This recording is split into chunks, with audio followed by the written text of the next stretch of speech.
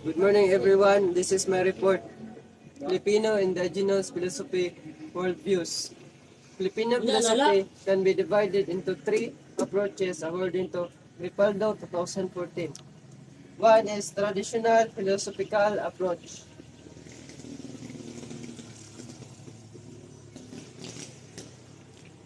Traditional approach is based on Greek model where individual Filipino philosophers' ideas are discussed. Two, cultural approach.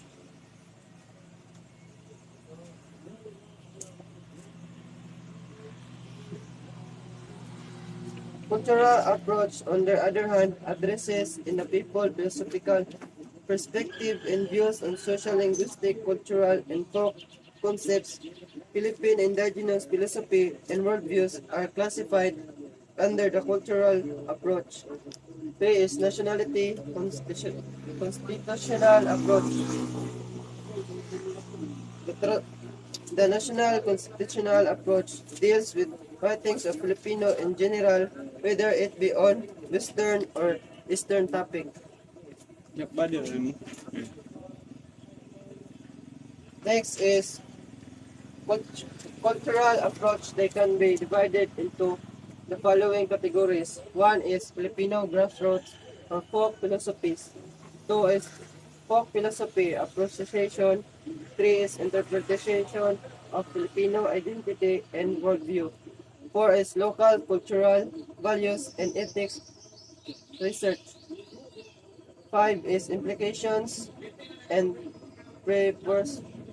presuppositions of Filipino worldviews. Last is Timbreza 2014 Guinness Book Filosofiang Filipino.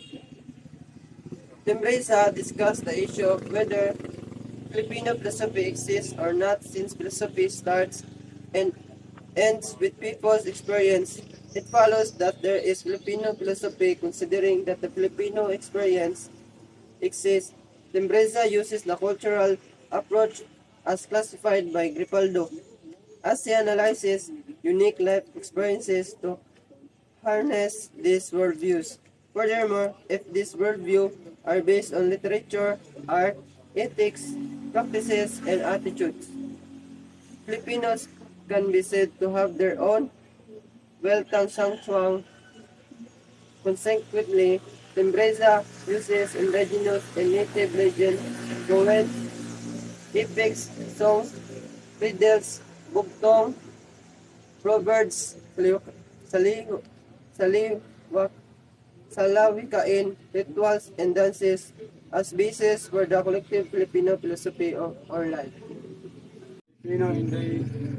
Indigenous philosophy and worldviews. Muna yung sumpay ang laklak worldviews to the experience of these honorable groups.